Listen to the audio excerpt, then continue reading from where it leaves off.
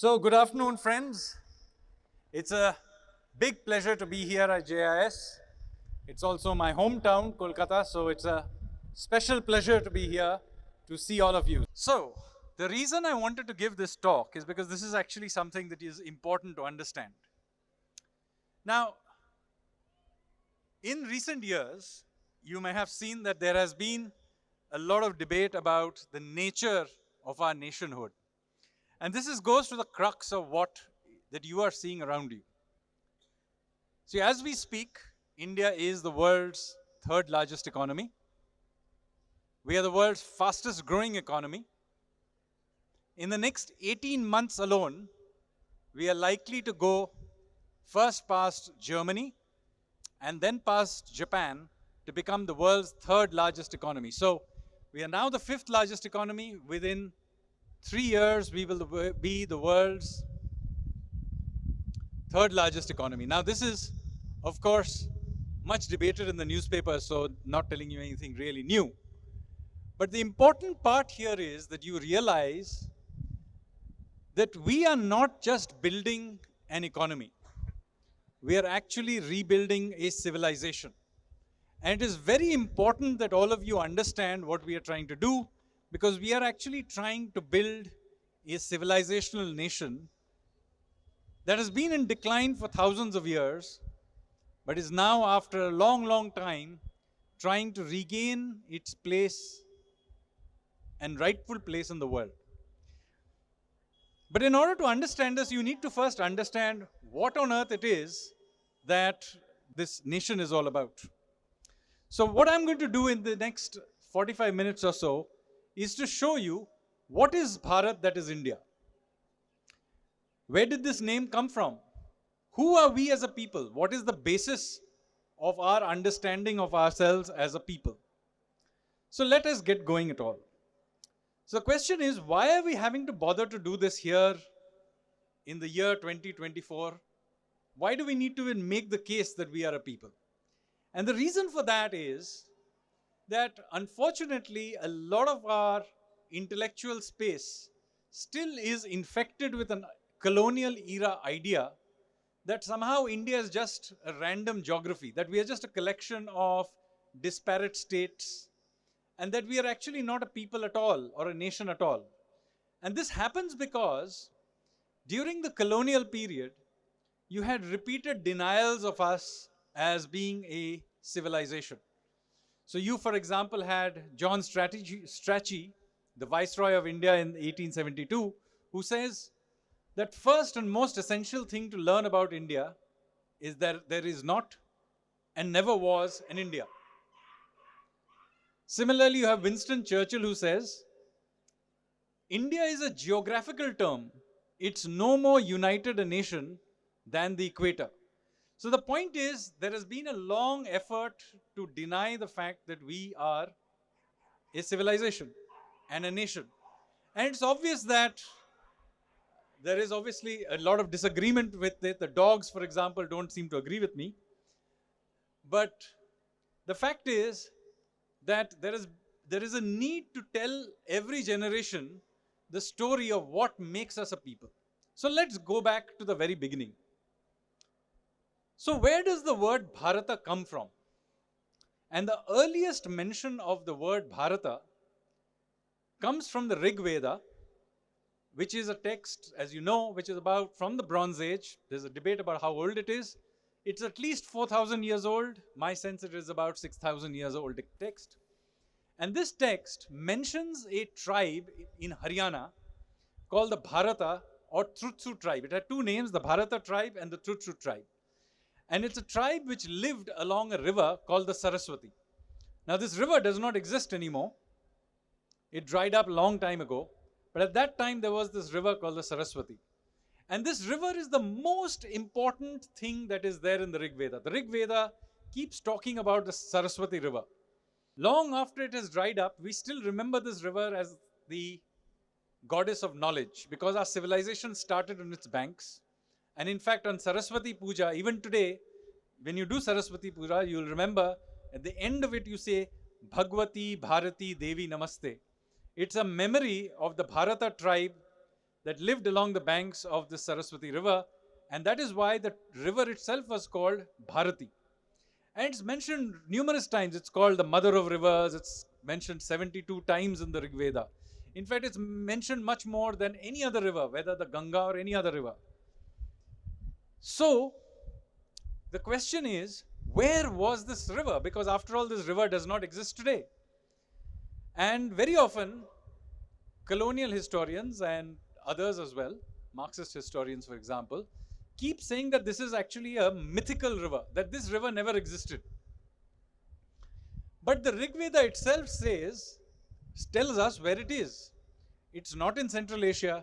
It's right here where it is. So there is something called the Nadi Stuti Suktam in the Rig Veda, and I'm mentioning this here, and I've given exactly in my presentation the exact hymn, the line, exactly where it is, where it states. There is a hymn which enumerates all our rivers from east to west. It goes Ganga, Yamuna, Saraswati, Shrutudru, which is the Sutlej, Parushni, which is the Ravi, Ashkini, Chenab, and so on. Now, why is this important? It's important because this river clearly lies between the Yamuna and the Sutlej. So one thing we know, that this river, when it flowed, the Saraswati, was between the Yamuna and the Sutlej. We also know one more thing about it, which is that it flowed from the mountains, the Himalayas, to the ocean. Now the problem is there is no such river today in that area. But the question is, was there thousands of years ago a river like this? And it turns out there was. So if you can see, if you turn the next slide, that there was indeed such a river. You can see the green lines. That is the dry riverbed of a river called the Ghaggar. And the Ghaggar, which still exists, and you can see that on Google satellite maps, by the way, itself, after monsoons flows, even today, up to Rajasthan. So it flows out of the Shivalik hills, which are the foothills of the Himalayas, through today's Haryana into northern Rajasthan, into Pakistan, and back out into what is today the Run of Kutch, which was originally the estuary of this river, which is, if you know where the Run of Kutch is, it's these salt flats. But it wasn't the salt flats 5,000-6,000 years ago.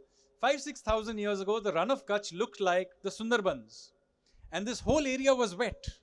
So you had here large numbers of cities. Today we have a desert in this area, but there were large numbers of cities. And you can see most of what you know as the Harappan cities are actually along the dry riverbed. And you can see the Harappan sites are not along the Indus. They're actually along this dry riverbed. And about 2000 BC, which is 4,000 years ago, there was a major climatic change and this river dried up. And this is also mentioned in our sacred texts, that this river dried up 4,000 years ago. Next slide, please. So the question arises, why is this river, why am I going on about this river? Why is this important to the Bharatas? The reason is that there was a tribe that lived over here called the Bharatas, and they knew their land as the land of 7 rivers. This is the first and original name by which the Bharatas called their civilization. It was called Sapta Sindhu, land of 7 rivers. So where were these 7 rivers? Now somebody may think that this includes the rivers of Punjab, and includes the Saraswati and Sindhu and so on. But we know that all these rivers used to flow into the Saraswati. So it is definitely not the rivers of Punjab and so on. In fact, the Rig Veda mentions that all these rivers came together and they flowed into the 7th with copious milk. So we know that these were all tributaries of the Saraswati. Now we move to the next slide. And it also we know that Balram in the Mahabharata, he went for a tirth. He actually didn't participate in the Kurukshetra war. He participated in a pilgrimage. And he tells us that he went and visited these 7 Saraswatis. And we know their names. They were the Suparva, the Kanchanakshi, the Vishala, Manorama, Oghavati, Surenu, and so on. These are not the 5 rivers of Punjab. This is not the Sindhu. These are very small rivers, and they all flowed into the Saraswati. So basically, we are dealing with a very small area in Haryana. Now, why are we so excited about this place in Haryana? So this is why you need to move to the next slide and tell you. This is because of the very first event, political event we know of India's history, and it is mentioned very clearly in the Rig Veda, which is the Battle of 10 Kings. So what happens in the Battle of 10 Kings? What happens is that there is a king called Sudas. He is the chief of the Bharata tribe, and he and Rishi Vishishta are attacked by a coalition of 10 tribes from the west. And there is a big battle between the Bharatas and these 10 tribes on the banks of the Ravi, which is probably somewhere near Lahore. And in this big battle of 10 kings, the Bharatas completely destroy the 10 tribes. We have this description of how these 10 tribes are defeated. Their troops, 6,066, are drowned in the Ravi as they try to escape. So this is the first important political event that we know in our history. It's the Battle of 10 Kings. And this tribe, Haryanavi tribe called the Bharatas, win. Then what happens is Sudas turns eastward and he defeats another chieftain somewhere on Yamuna called Bheda. And he creates India's first empire. And he conducts the Ashwamedha Yagya. And as a result of the Ashwamedha Yagya, he is declared the Chakravartin. So what is the Chakravartin? He is a monarch who can drive his chariots in any direction. And his symbol is the wheel. It's still there on our flag, right? The wheel. So the Sudas is actually the founder of our civilizational nation. Nobody even knows about him, but he is the founder of our civilizational nation. But this is not the reason the Bharatas became the name by which we all come to know ourselves. It's not because of his victories. It's because of what he did next. And to understand that, we need to move on to what happens immediately afterwards. You see, immediately after defeating a whole bunch of tribes in the ancient times, but even today, the tribe would say, look, my gods are more strong than your gods. So you must worship my gods, right? Typical thing to happen. But having won the Battle of 10 Kings, the Bharatas did something absolutely unique.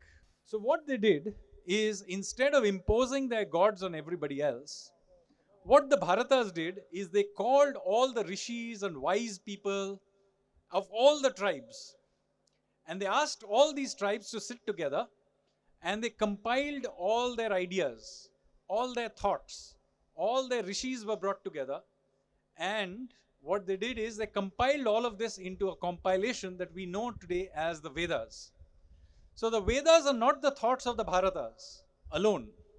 It is the thoughts of all the tribes that they had defeated also. Now this is quite a unique idea, because effectively what they were saying, and this is there in the last chant of the Rig Veda, which goes as follows. It says, assemble together, speak together, let your minds be of one accord. Let all the ancient gods take their rightful place around the fire. Their place is common, common the assembly, common the mind, so be your mind united. A common purpose do I lay before you, united in your resolve, and so on it goes on. So basically what it is doing is quite unique. It is bringing together around the sacrificial fire and giving every god, including the gods of the defeated tribes, a place along the sacrificial fire. Now this is very important. It's a unique idea. And this idea of assimilation as opposed to imposition is the starting point of Bharatiya civilization. So it is a very powerful idea. So powerful that this idea then begins to spread. It spreads eastward, it spreads to the south, and more tribes say that we will sign up to this idea.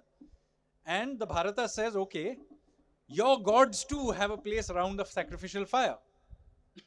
That is, this is effectively our civilizational contract. Okay, so I am not from Haryana. Most of you are not from Haryana. So why is it today that we call ourselves Bharatiya? Because a long time ago, my forefathers must have been signed up to this idea. They said, okay, we'll contribute our gods to this pool, and we'll accept everybody else's gods. So I'm Bengali. I'm assuming that my forefathers were also worshipping Kali and Durga and so on. And so they must have said, okay, here are Kali and Durga to the pool. And it became a part of the wider pool that came to be called Sanatan Dharma. Next.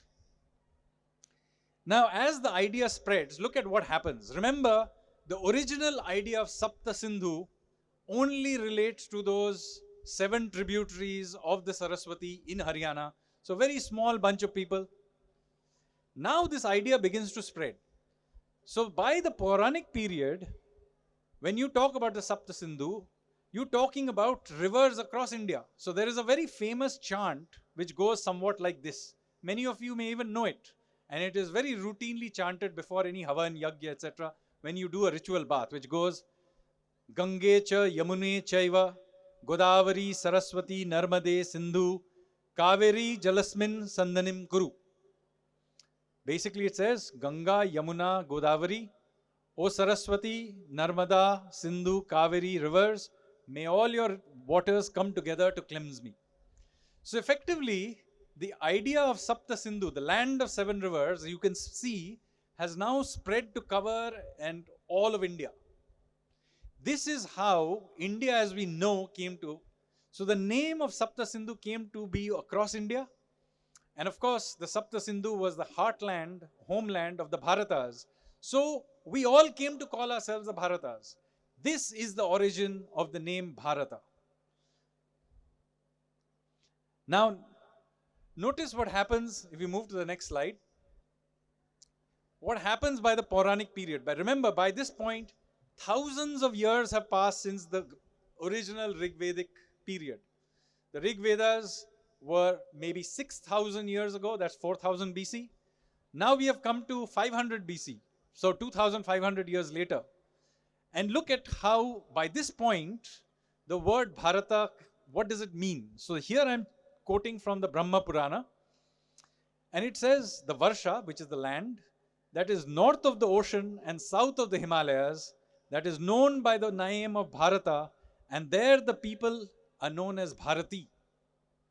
So you can see 2,500 years ago, which is 2,000 years, 500 years after the Rig Veda, but 2,500 before today, we already know where the Bharatiyas live. They live south of the mountains, the Himalayas, but north of the ocean, which is exactly where we are today, even today. We also know which period this thought comes from, because it tells us who our neighbors were at that time. We know that the Tibeto-Burmans lived to the east, and we know the Yavanas, who are the Greeks, lived to our west. Now, when were the Greeks living to our west? Just after Alexander's invasion. So we know that this idea that is there in the Brahma Purana is from some point in time just after Alexander's invasion. So just after Alexander's invasion, we know that our conception of India was those people who lived south of the mountains, north of the sea, and just to the east of the Greeks and west of the Kiratas, who are the Burmans. We also have descriptions of the country. I have so far described the rivers, but we also have descriptions of all the mountains in India. So again, I'm taking from the Brahma Purana. It mentions 7 mountain ranges. So just like there are 7 rivers, there are also 7 mountain ranges, and look at who they are. There's the Mahendra, which is the eastern Ghats, not far from here. Malaya, which is the southwestern Ghats, what we now know as the Nilgiris. There's the Sahya, or the Sahyadris, or the northern western Ghats. This is Maharashtra. Suktimat, which is probably the Aravalis. The Riksha, which is the Satpuras. The Vindhya, which is the eastern Himalayas. And the Pariyatra, which is the western Himalayas. Now, in case you happen to be from the northeast and you're feeling left out, notice that it says those who live in the east are the inhabitants of Kamarup, which is Assam. So again, the entire landscape of India is very clearly laid out to you. There is no doubt about what our conception of ourselves as a people are. Now, somebody here, if you move to the next slide, will inevitably say, okay, but what about the people in South India? Are they different from the Vedic people? What about the Dravidians? So let me say that this whole Aryan Dravidian thing is a complete invention. There is no evidence, genetic, archaeological, textual, of any such thing as an Aryan invasion. This was completely concocted by Western scholars during the colonial period, basically to say that, look, you Indians, you're proud of your civilization. Well, even this civilization was given to you by white people who came from Central Asia. So essentially, they were justifying their own rule and saying that, look, we have conquered you, but we are here to give you a software update, so don't mind. So, what about the Dravidians? Well, here is what the Dravidians of ancient India thought about themselves. So, the most ancient Tamil literature is a collection of poetry called the Sangam literature. It comes from somewhere from the 2nd century BC to the 2nd century AD, for a 400-year period. And this Tamil literature, the very oldest book in the Tamil literature, is called the Tolkappiyam. It's a grammatical treatise on poetry, grammar of poetry. And it comes from the 2nd century BC. And in that preface of Tolkappiyam, it gives you the first instance of a declaration of Tamil identity. This is the earliest known declaration of Tamil identity. There is no earlier one. And it states in the preface, in the virtuous Tamil speaking land that extends from Venkatam in the north to Kanyakumari, to Kumari in the south. So Kumari is Kanyakumari and Venkatam is Tirupati. It's roughly Tamil Nadu even today. Yeah. This is, as I said, the first clear declaration of Tamil identity. And in that preface, just a few lines below, it says that this identity in the wisdom of the 4 Vedas is rooted. So the earliest Tamil identity is also rooted in the Vedas. So there is no separate Tamil identity outside of the Vedas. So all this Aryan, Dravidian business is effectively nonsense. And it is not that ancient Indians forgot about the Haryanavis either. Haryana continues to be remembered in later times in, for example, the Manusmriti and so on, as the Brahmavarta, the original land of the gods. And it is the land between the Saraswati and the Drishadwati, which interestingly, by the time this is written, has also, both of them have dried up. So there is still a memory of this land which is sacred as the origin of our civilization, which is today we call Haryana. Now comes the issue that you may have heard other stories about the King Bharat. And here this is quite interesting. So although we know now that the origin of the name Bharata, comes from 6,000 years ago, from the King Sudas and the Battle of 10 Kings and so on, there is a later tradition of a King Bharat as well. And there are many stories, including in the Mahabharata and in Puranic literature, about this King Bharat, including the one in Kalidas as well.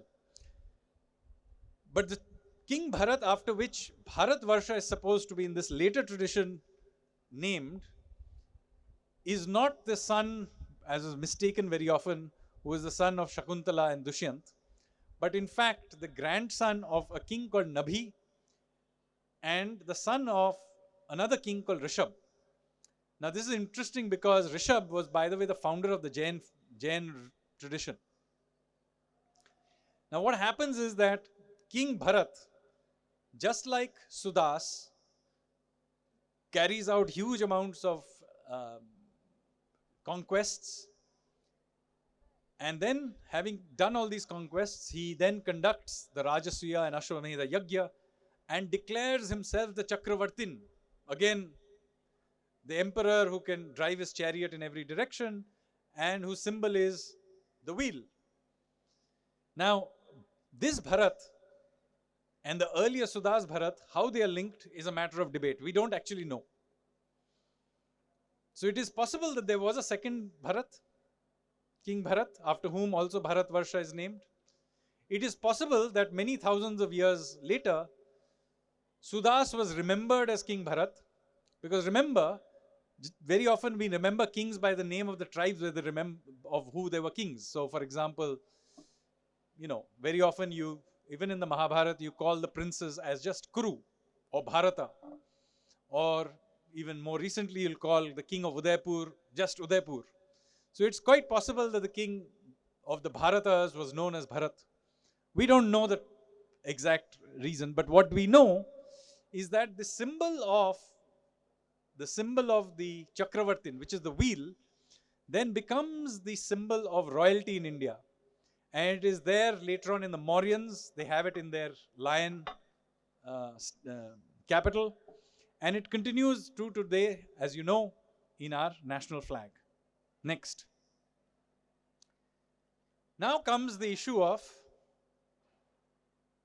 how is it that we ended up with the name India? Is the name India derived from the name of Sindhu River? This is actually a misconception. The earliest known use of a name for India outside of India is not as Sindhu or Sindhu River or anything like that. It is as part of Sapta Sindhu. I told you the ancient name of India, of the Bharatas, was Sapta Sindhu, the land of 7 rivers. And that is exactly what the Persians called us. Except they changed the word because they did not have the letter Sa in their name, they had Her. In fact, even today in Assamese, the word Sa, letter Sa becomes Her. So in ancient Western Persian, the same change happened. The letter sound Sa became Her. So they used to call the India Hapta Hindu. So Sapta Sindhu became Hapta Hindu. And from Hapta Hindu, the word Hindu comes. It doesn't come from the river. It comes from the word Sapta Sindhu, from which we derive our name. And it also mentions, by the way, that in Hapta Hindu, there is a river called Harahweti, which is, of course, Saraswati. By the way, in Assamese, even today, we call it Harahweti. And interestingly, it also mentions an interesting ancient philosophical and religious dispute.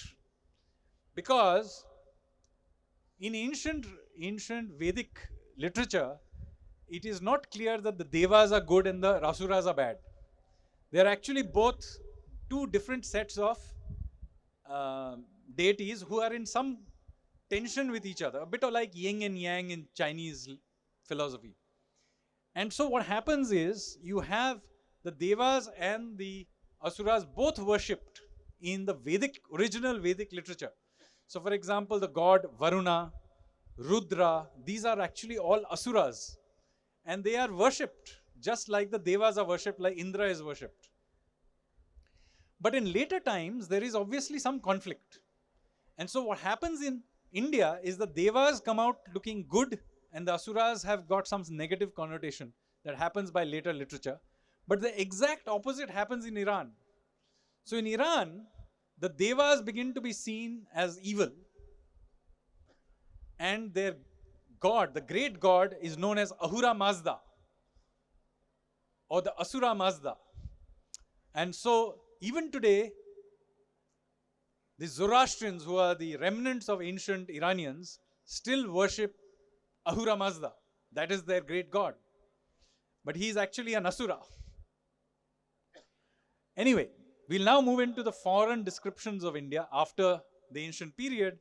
And you can see that if you go eastward and westward, there is some differences.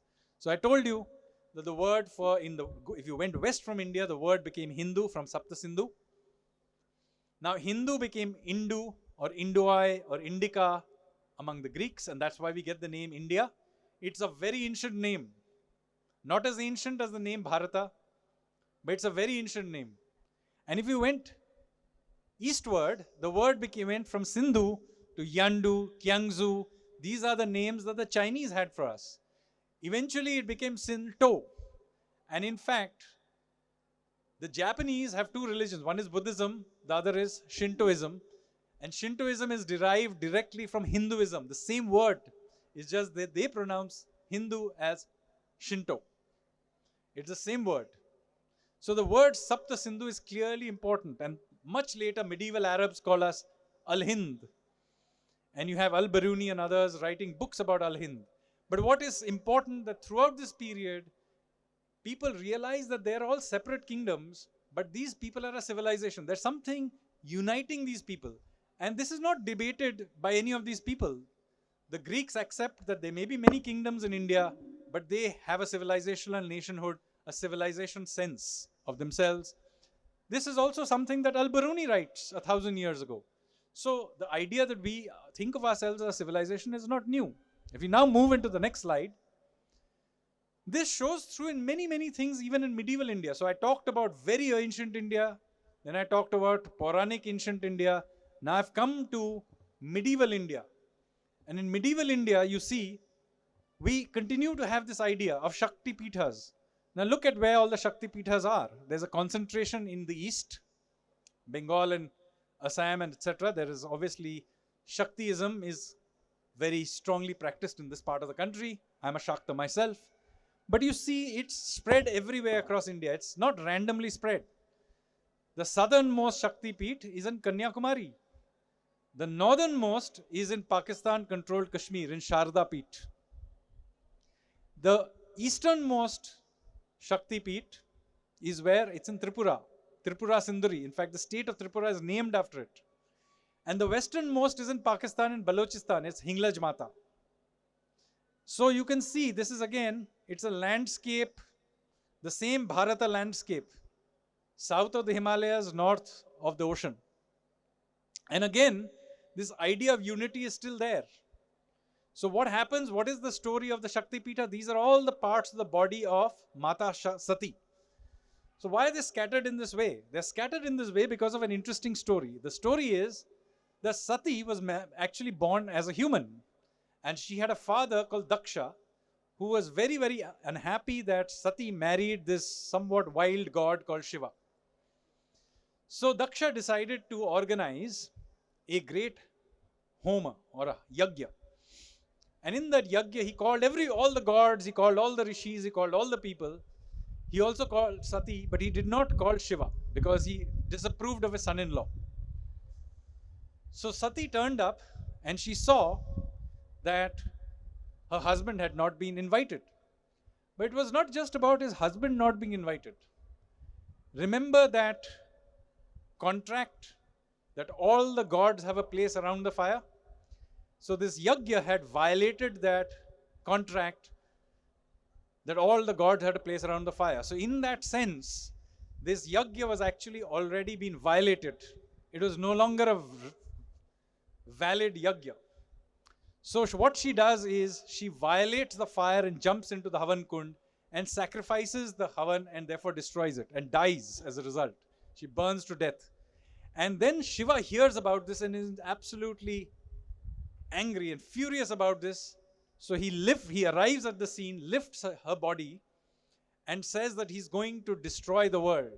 So what is the messaging here? The messaging here is that these conflicts between these different gods was going to destroy a civilization. It violated a civilizational contract.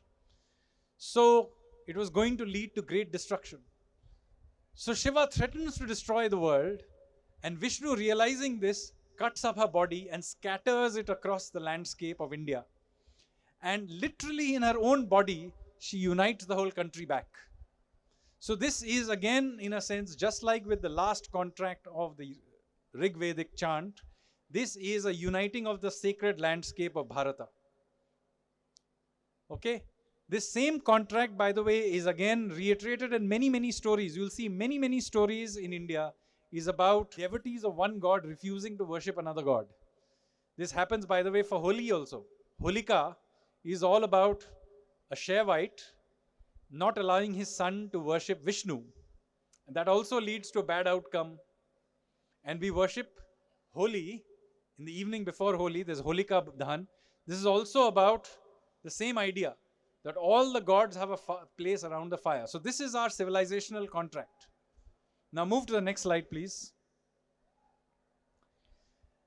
Now, you have now come to the late medieval period and you are now in the 8th century. What does Shankaracharya do? Shankaracharya comes from southern India, southern tip of India, Kerala. And what does he do? He goes on a Digvijay Yatra across India and he debates all the great thinkers, rishis, etc. of that time. But again, notice that his travels around India are not random. They travel around in a particular shape, which is also the shape of India.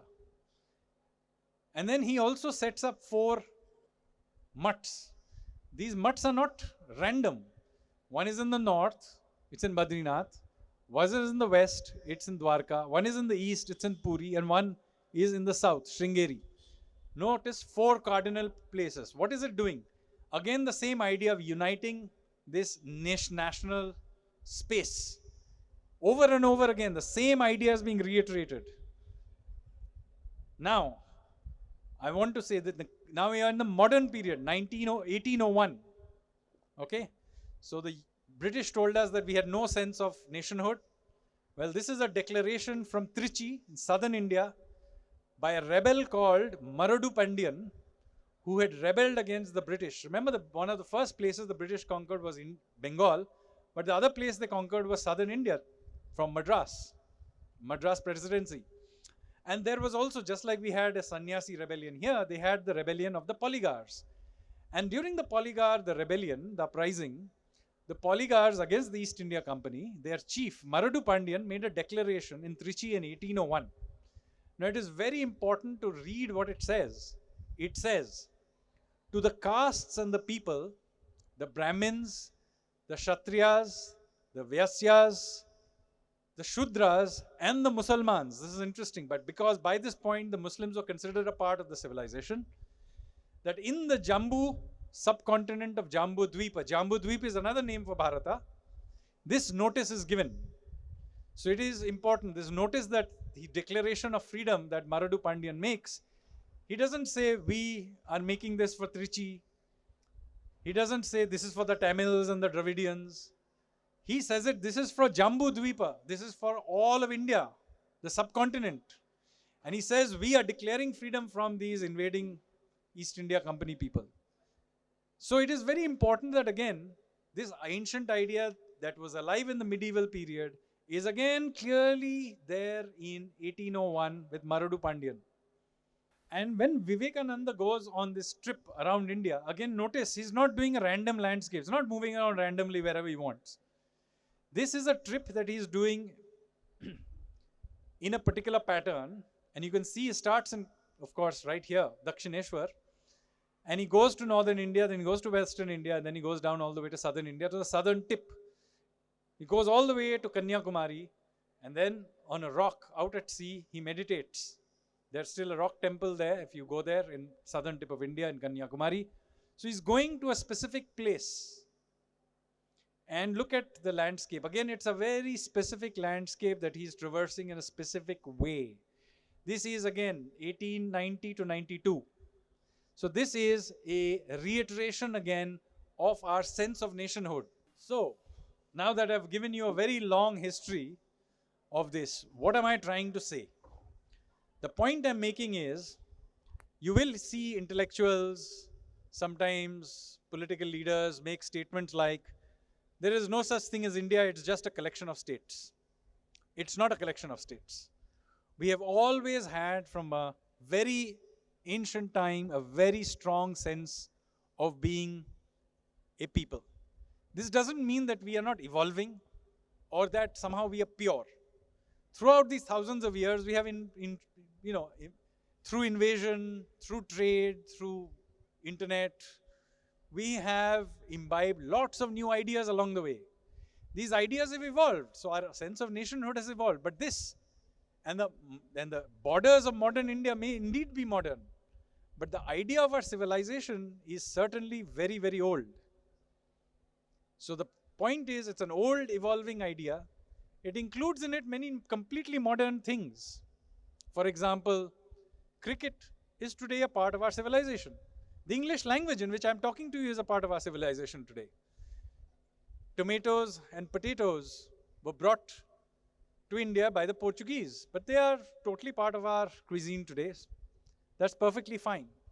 But that doesn't mean, just because we imbibed so many things along the way from the rest of the world, that we do not have a sense of ourselves. And the founders of the Republic of India were very conscious of this. And that is why they mention it right in the beginning of our constitution. Move to the next slide. So Jawaharlal Nehru, on 15th of August 1947, what does he say? He says, the soul of a nation long suppressed finds utterance. Now his great-grandson may also question whether we are a nation or not. But the fact of the matter is that Jawaharlal Nehru said the soul of a nation, long suppressed, finds utterance. For that to happen, by the way, the soul of that nation has to exist. The nation itself has to exist, right? And that is why also in the very first line of our constitution we say, in the English version it says, India, that is Bharat, shall be a union of states, right? It is India, that is Bharat. And by the way, if you flip it in the Hindi version, it says Bharat, that is India. So both the names are valid. They are both ancient. The name Bharat is our indigenous name for ourselves. But the name India, although it's not indigenous, is very, very old, and we have used it ourselves for a very long time. So it is also valid. And we are not even unique in having two names for ourselves. There are many other countries in the world which have two names. The Japanese call themselves Japan and Nippon. The Germans have Germany and Deutschland. The Dutch call themselves Holland and Netherlands. The British have Britain and UK. So nothing very unique to us. So we also have two names, India and Bharat, and both of them are valid, and we intend to use both of them. There is no reason for there to be any controversy about why we use both these names, and they should be used interchangeably. So I hope you understand why is it that we have begun to use this name when you say the President of Bharat or the Prime Minister of Bharat, and use these much more, this name, this indigenous name of India. This is why we want to do it, because it is a very old name. It is a name of a civilization that has existed for a very long time, and we have a strong historical basis to use of this name. Move to the next slide. Now, what I'm saying, these debates about the name, about our sense of nationhood, is not something that the people who wrote our constitution did not think about. They realized that at some future date, there will be some fellow who will stand up and say, it says in India, that is Bharat, is a union of states. Therefore, we are just a union of states. What is there about nationhood? So therefore, Ambedkar, in a speech to the Constituent Assembly on the 4th of November, 1948, clarified very, very clearly what he meant by this statement. He says, though the country and the people may be divided into different states for the convenience of administration, and that the country is, for the convenience of administration, the country is one integral whole. Its people, a single people living under a single imperium, derived from a single source. The drafting committee thought that it is better to make it clear in the onset than to leave it to the speculation or to dispute. So this is not something that we are debating today, that suddenly Arnab Goswami needs to clarify this in a debate on his show. This was debated in the Constituent Assembly, and the Constituent Assembly was very clear what India, that is Bharat, means. With that, let me stop. Thank you very much. I'm happy to answer questions if there are any. Good afternoon, sir. I am Tanushka Hello. Das from Narla Institute of Technology. My question is, do you think India is undergoing a cultural and economical renaissance? Absolutely. What do you think? I mean, just look around you. Look at the amount of economic activity that is suddenly happening. Our position in the world is suddenly changing. Now, of course, it means that we are living in a construction zone. It may not always be pleasant in terms of air quality. But the fact of the matter is that the amount of economic activity that we are now generating in just these last few years, and the amount of growth that we are now generating is almost now a sixth of the world's GDP growth. This is about the size of finally the size of our place in the world. I hope I answered your question. Thank you so much, sir. Yeah, take it to somebody else somewhere. India has been exceptional to growth when it comes to GDP. How do you think India will keep up the momentum? So first important thing to realize that there is nothing God-given about growth. Okay? There are many countries in the world. Many of them have the same demographic advantages we do. There's one right next door to the west of us. Their demographics is not that different. They are also, in fact, they are somewhat younger than we are. And yet Pakistan is a mess. So there is absolutely nothing God-given about growth, prosperity, and success.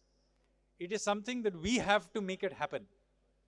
And that requires us to be single-minded about pursuing development, growth, progress. It also means that you have to keep doing reforms. And some of those reforms may not be easy. So for example, you were around just a few years ago when we introduced GST, right? Now, before we had GST, the country's tax system was an absolute mess. Every state had its own tax system. There were different tax rates in different places. If a product had to go from Mumbai to Delhi, it had to go through every state. Different taxes were paid. There was lots of scope for corruption, and all kinds of things were going on. It was actually more difficult for Mumbai to trade with Delhi than it was for Mumbai to trade with Shanghai. It was that complicated.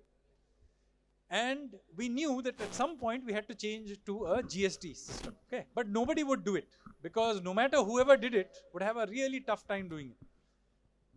So this debate about GST was going on when I was in school. When I was your age, back in the early 90s, somebody said, no, we need to have a nationwide GST.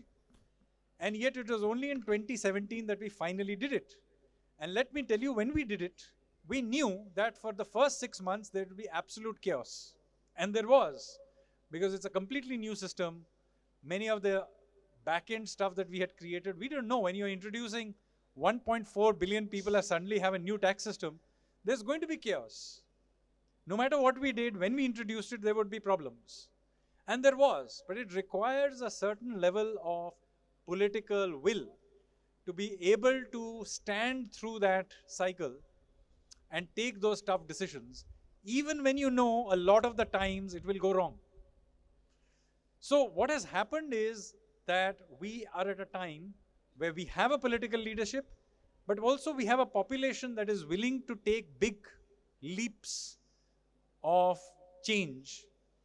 So same thing happened during COVID.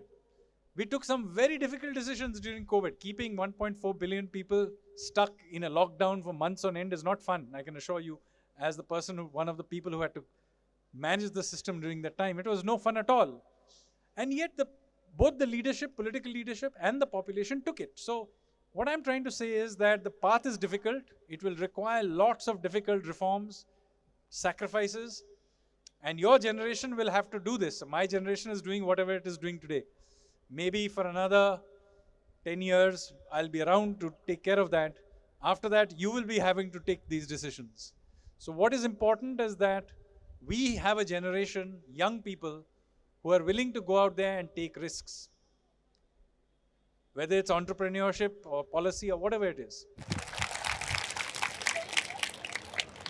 We have become the most populous country in the world. So no country perhaps can be without any challenges. So on the other hand, we have the IoT and other technologies coming, and we have the most important, the most populous country in the world. So how to address the challenge, right? So how to address this issue? So you're absolutely right. We are now the world's most populous country. But let me point out that the rate of our population growth has dramatically slowed. So, one of the reasons we are the most populous country in the world is also that China's population is actually now shrinking. Our population is still growing, but at a very relatively slow pace now. It'll keep growing for the next decade or so, 15 years, but it'll be growing at ever slower pace. But anyway, your point is well taken. What do we do with this large population? And of course, our labor force is going to keep growing for some time, another 25 years, because many of the people who are now children will be still entering the workforce. And this will happen at a time where artificial intelligence and other technologies will be there. Now, we can take two views on the matter. Either we can be fearful of technology, or we can embrace it. Now, my view is that, look, technology will happen whether we like it or not. So whether we like it or not, these changes will happen around us. If we don't embrace it, somebody else will. So the most important thing is that we need to remain open to these technological changes. we should not attempt to save jobs that are becoming outdated. Some jobs will become outdated. What we need to focus is on reskilling, on transitions, and so on. One advantage, of course, is that unlike, say, Europe, where the population is already so old that reskilling them will be very difficult, a large part of our workforce is either already in universities or will be in the university system in future. So these are not populations that have already got stuck in old technologies. So this is something that institutions like yourself have to play a major role in doing. Do not get stuck in what old curriculums are. Don't worry about what used to be taught 10 years ago or when you were in college. As a teacher, it is your job to see what is happening today, what are the possible things that are emerging, to create curriculums which fit into the jobs that are emerging today, not what used to happen 20, 30 years ago. Many of the traditional institutions will actually have great difficulty in changing their curriculums. Ironically, young institutions like GIS actually have a better chance in doing this. And I'll give you a good example of how we have done this in the past as well. In the 90s, we suddenly emerged out of thin air as a software power. Did it happen because of Delhi University? Did it happen because of presidency? No, it happened because of NIIT. Out of thin air, an institution, a network appeared. Every lane all of a sudden seemed to have an NIIT. And it is NIIT that trained all these new software engineers. So this is the game. Flexible training systems that give skills, particularly institutions like yourself, that are willing to change with the times, will actually play a very big role in skilling India for this new era that we are entering. With that, let me stop, ladies and gentlemen. It's been a long day for all of you. Thank you. Let me end by saying, Bharat Mata ki Jai. सही समय है, सही समय है,